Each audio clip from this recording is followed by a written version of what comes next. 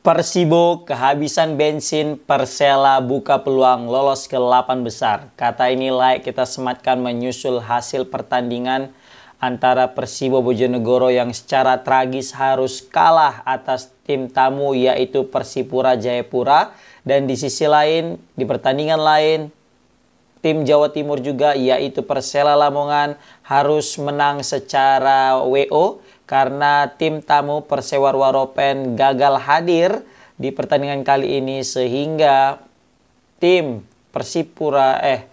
Persela Lamongan mendapatkan 3 poin secara gratis, secara cuma-cuma guys. Oke, kita akan bahas dulu dari Persela Lamongan. Persela Lamongan ini akhirnya naik ke peringkat kedua setelah sebelumnya terseok-seok di peringkat 3, peringkat 4, peringkat 5. Akhirnya Persela Lamongan secara meyakinkan menempel sang pemuncak klasmen yaitu Persibo Bojonegoro, yang mana Persibo Bojonegoro ini seperti kehabisan bensin guys ya. Karena sebelumnya sangat superior di dalam pertandingan awal-awal Liga 2, tetapi kali ini semakin lama semakin melempem Persibo Bojonegoro. Tidak hanya di laga tandang, tetapi di laga kandang pun Persibo Bojonegoro sering sekali kehilangan poin. Nah, karena sering sekali kehilangan poin ini membuat jarak atau mungkin selisih poin antara tim yang berada di posisi kedua, ketiga, dan keempat itu sangat-sangat dekat. Terkhususnya Persela Lamongan yang kemarin berhasil meraih kemenangan secara cuma-cuma atas tim tamu yaitu Persewar Waropen yang mungkin sekarang lagi mendapatkan musibah karena dilanda financial problem, masalah finansial yang katanya aku dapat kabar banyak pemain itu yang belum digaji sehingga diliburkan dan terakhir tidak ada yang bisa bermain guys, seperti itu. Nah, ini menjadi polemik tersendiri jika Persewar Waropen melakukan hal yang sama di pertandingan selanjutnya. Kita berkaca pada pertandingan Liga 2 beberapa musim yang lalu, saat itu Kalteng ya, musim lalu atau 2 tahun yang lalu ya. Yang mana Kalteng dia itu juga melakukan hal yang sama dengan Persewar Waropen. Kalteng saat itu tidak hadir dan WO karena ya sama juga ya 11-12 lah beda masalahnya. Kemudian mereka mendapat pengurangan poin sekitar 9 guys.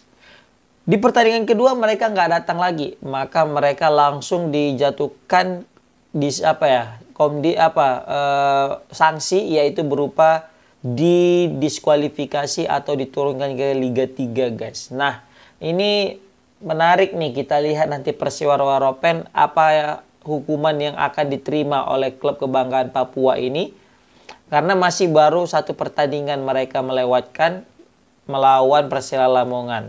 Kalau misalnya berkaca dari beberapa musim lalu, kayaknya Persewar Waropen akan mengalami -9 guys. Tapi -9 pun sebenarnya tak ada masalah bagi Persewar Waropen ya. Kenapa aku bilang itu? Karena mereka poinnya juga jauh gapnya antara Rans yang peringkat ke-7 dengan Persewar Waropen peringkat ke-8. Rans itu peringkat 9, sedangkan Persewar itu peringkat Rans dapat 9 poin, sedangkan Persewar itu cuma dapat 1 poin. 8 bedanya. Jadi, dan gitu juga punya 1 poin, kalau misalnya pun dikurangi 9 ya dikurangi 9 mungkin kayaknya nggak terasa gitu ya kan. Karena kan nanti masih ada babak kualifikasi untuk perebutan zona degradasi, perebutan tiket playoff untuk bertahan di Liga 2 dan zona degradasi. Kayaknya mungkin mereka mati-matian mungkin di situ. Tetapi kalau misalnya dari sini aja mereka gagal ya sulit lah, ya kan. Persela Lamongan juga membuka asa dengan kemenangan itu, mereka naik ke peringkat 2 dengan total poin 16, terpaut 1 poin saja dari pemuncak klasmen yaitu Persibo Bojonegoro guys. Di bawah Persela di situ udah ada Persipal juga yang baru juga menang, memberikan kekalahan perdana kepada Delta Sidoarjo. Ini Persipal juga nggak mau kalah ya. Gresik juga menang kemarin ya. Ini semenjak pergantian pelatih dan dipegang langsung oleh Coach Janur, Gresik United menunjukkan aksinya dan melibas lawan-lawannya dan berhasil naik ke peringkat keempat. Begitu halnya dengan Persipura Jayapura yang secara mengejutkan mampu mengalahkan sang pemuncak klasmen yaitu Persiwo Bojonegoro. Di putaran pertama Persipura kalah, bermain di kandang sendiri kalah melawan Persiwo Bojonegoro. Dan di putaran kedua ini Persipura Jayapura sepertinya ingin membalaskan dendam mereka dan berhasil menang atas tim tuan rumah yaitu Persiwo Bojonegoro, yang mana Persiwo Bojonegoro ini seperti sudah kehabisan bensin yang kayak kita bilang tadi, kan? Apa yang terjadi ini kayaknya banyak complicated nih masalah yang terjadi di Persiwo Bojonegoro. Tetapi satu hal yang pasti adalah semenjak digantinya pelatih ya Coach Regi. Kayaknya semenjak Coach Regi Aditya bersama dengan Ronald Innova, Dadan Sukmana itu diganti, sepertinya apa bisa kita bilang ya? Persiwo Bojonegoro ini seperti kehilangan identitasnya, guys.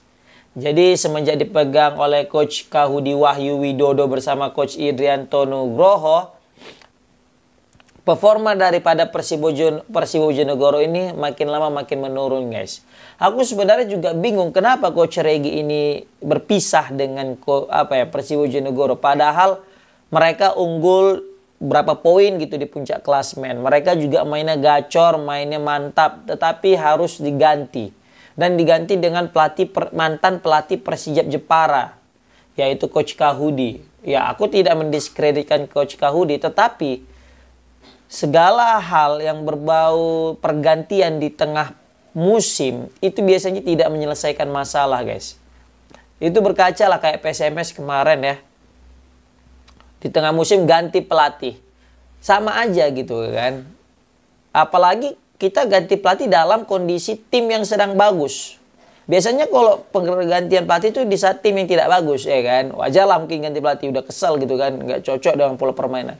Tapi ini dalam keadaan yang baik-baik saja, tapi diganti pelatihnya. Maka dari itu ini menjadi tanda tanya tersendiri bagi manajemen Persiwo Bojonegoro. Ada apa? Kenapa mengganti Coach Regi dengan Coach Kahudi, ya kan?